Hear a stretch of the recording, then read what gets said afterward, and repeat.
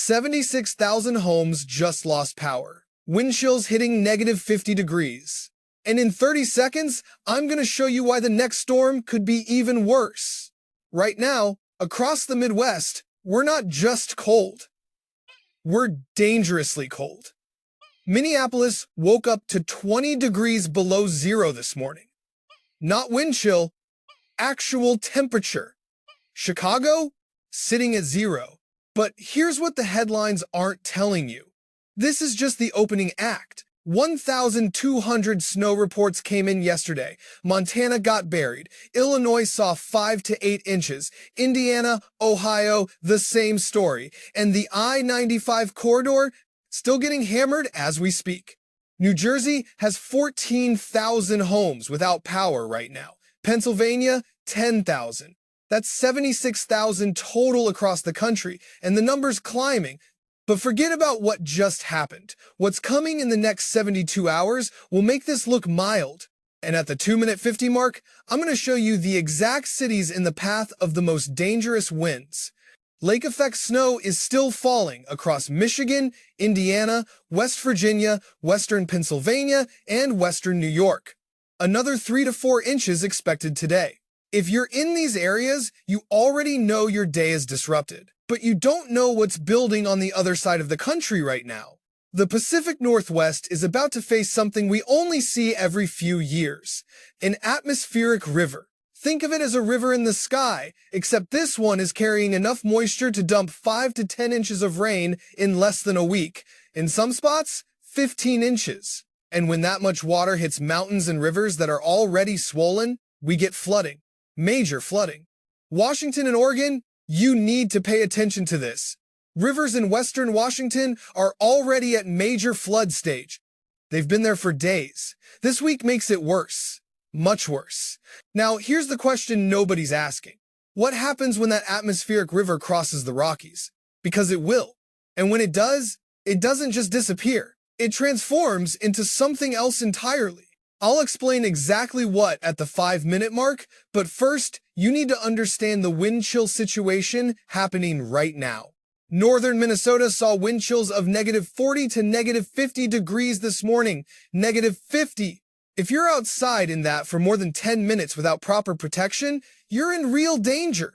Missouri, northern Arkansas, Tennessee, Kentucky, the interior Northeast, all of you are dealing with negative wind chills right now. Your high temperatures today, most of you won't even break the 20s. The teens and single digits are widespread. And with the wind, it's going to feel like negative 10 to negative 15 across central Texas all the way through the interior Northeast and Appalachians. The Corn Belt from Iowa through the Midwest, negative 15 to negative 20 degree wind chills all day today. But Monday is when the South gets hit. This is your day. Freezing temperatures push into Texas, Louisiana, all the way to the Gulf Coast and northern Florida. Northern Florida will drop below freezing Monday morning. Single digits move across the mid-Mississippi and Ohio Valley out through the Northeast. The wind chill stays brutal. Here's what I promised at the 5-minute mark, and this changes everything. That atmospheric river hitting the West Coast doesn't stop there. By Wednesday and Thursday, it crosses the Rockies and feeds into a massive storm system that's going to track coast to coast. This storm brings heavy snow to the northern half of the country, damaging winds across multiple states, and another cold blast right behind it. But then something unusual happens. After this next storm passes, we're heading into a warm-up that lasts all the way until Christmas. The Climate Prediction Center has been forecasting this for weeks. Above average temperatures across most of the country from the 21st through the 27th. This is what I call the Great Thaw. If you have snow on the ground right now, it's going away. And when several inches of snow melt in just a couple of days, where does that water go? Into already saturated ground. Into rivers. This creates flooding risk in a completely different way than what the Pacific Northwest is experiencing. Now, don't miss what I'm about to show you at the 8-minute mark about the wind speeds. But first, let me walk you through what's happening with the jet stream. We have a massive high-pressure system building along the Pacific coast. This high pressure is acting like a wall, forcing all the moisture from the atmospheric river right into Washington and Oregon. At the same time, there's a strong low-pressure system forming in the northern Pacific. These two systems working together create a pattern that just keeps pumping moisture into the same areas day after day. Monday brings storms along the west. Tuesday, Wednesday, Thursday, it just keeps driving into the west coast straight through the weekend. And embedded in this pattern is that major storm system I mentioned. It starts crossing the coast Wednesday and doesn't finish until Friday or Saturday. The precipitation forecast for the next 7 days is stunning. All that orange you'd see on a weather map, that's 5 to 6 inches of rain. The brown shading, 7 inches. The yellow, 10 to 15 inches. We're looking at widespread 5 to 10 inch rainfall totals across Washington, Oregon, and Northern California. Now, for the higher elevations, we're talking snow. Using a 10-to-1 ratio, that's potentially 4 to 6 feet of snow in the mountains of Washington, Idaho, Montana, and Wyoming. Maybe more if we get a very cold spell with it. 4 to 6 feet in less than a week. Weather warnings are already posted from Washington and Oregon through the higher elevations of California. There's a slight risk level from the 21st through the 27th. But southern Oregon down through California has a moderate level risk for the same time period, pivoting across Southern California on the 25th. And here's the wind information I promised. This storm is also bringing very powerful winds. There's a slight risk stretching from California, dipping through Texas on a trough that's coming through, all the way to the interior northeast.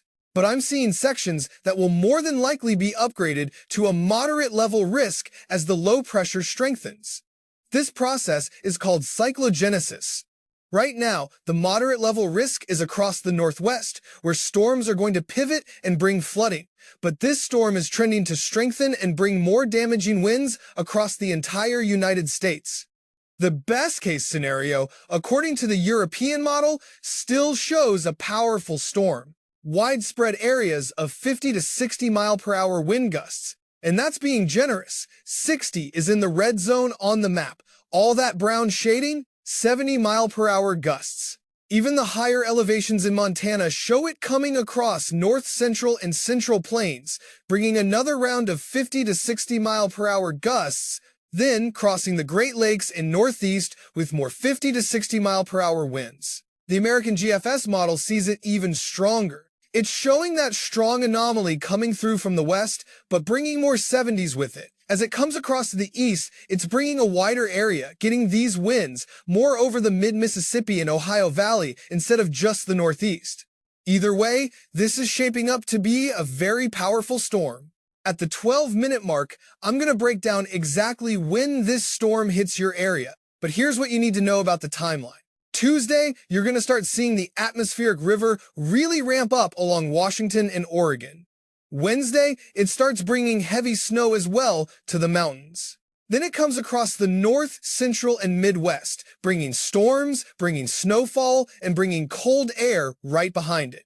This is another cold blast, a big below-average temperature anomaly before we go into that longer stretch of warm-up I mentioned. By Friday, this system moves into the Ohio Valley and out through the northeast, with cold air right behind it. We're already looking 6 days out, so details can shift, but the pattern is clear. The 6-day snowfall forecast shows significant accumulation.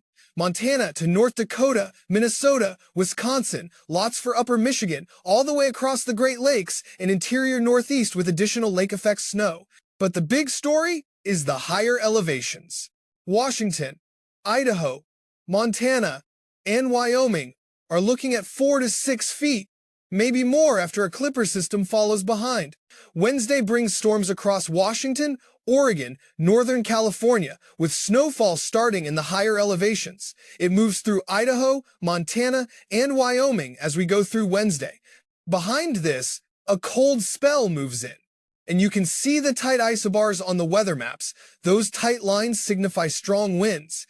This is a pressure gradient between low pressure and high pressure, creating powerful winds, damaging winds, and it's happening right in the snow zone, which could bring blizzard conditions. Thursday morning, you can see it brings colder air with it. It brings the snow. Chances for blizzards exist, but it also brings straight-line winds across the mid-Mississippi Valley and the Ohio Valley. This creates chances for severe weather.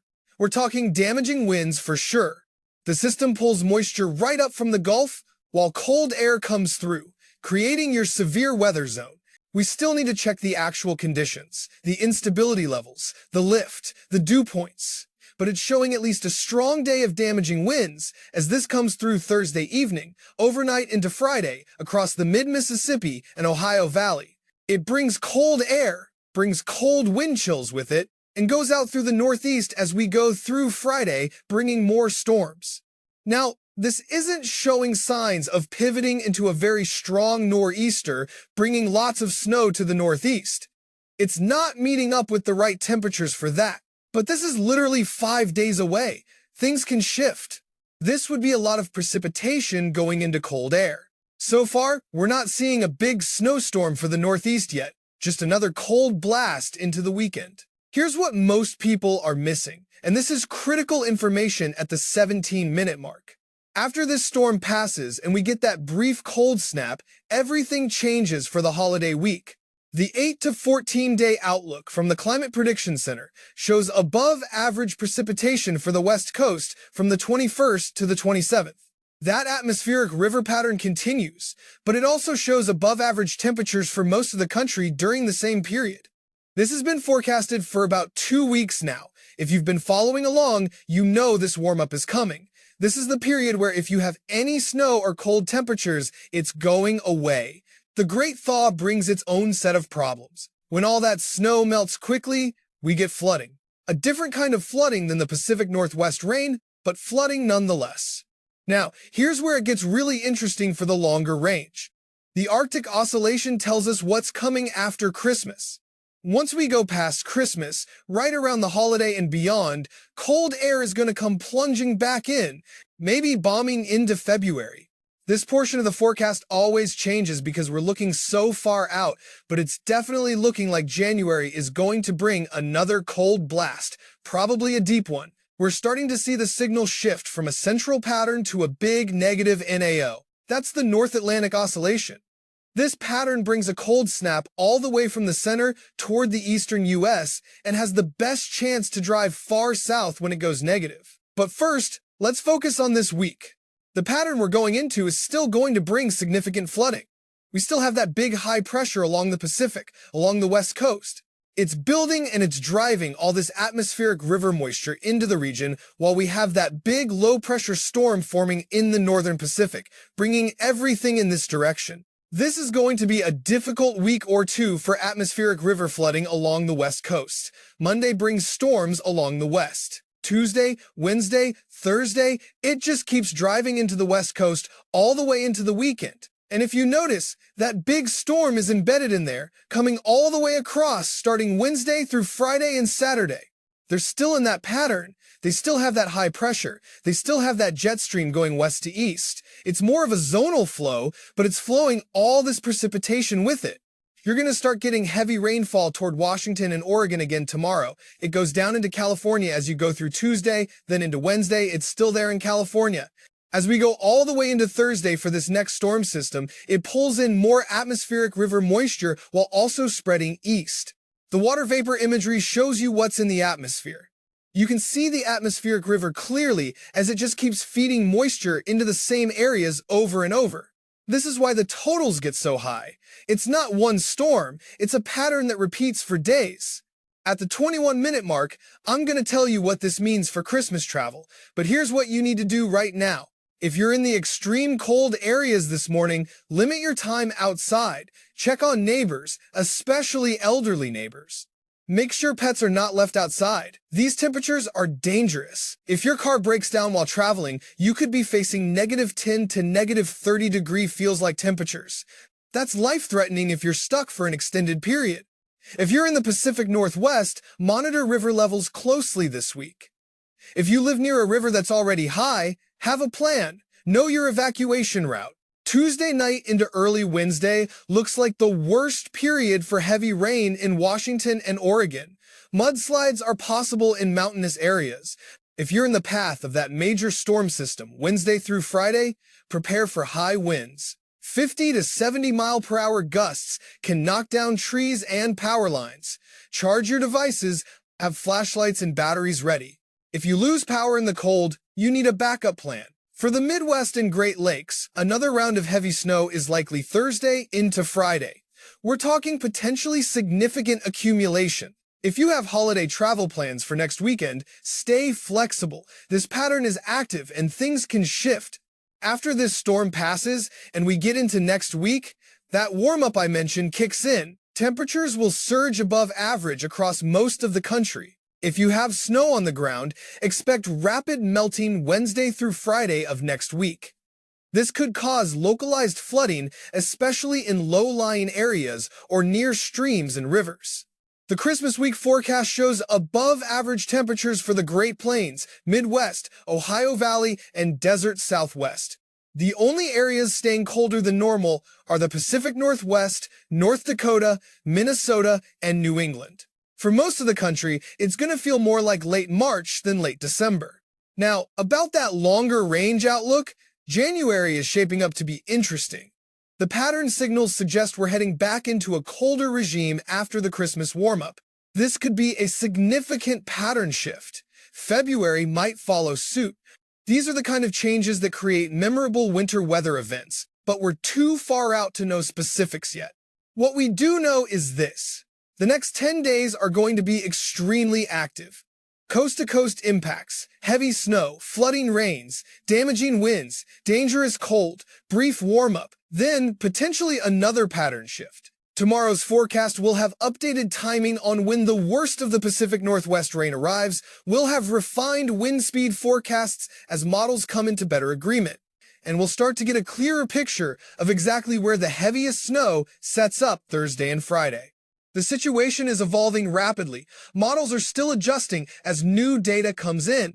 By tomorrow morning, we'll have much better clarity on the wind threat, the snow totals, and the severe weather potential for Thursday. One more thing before we wrap up.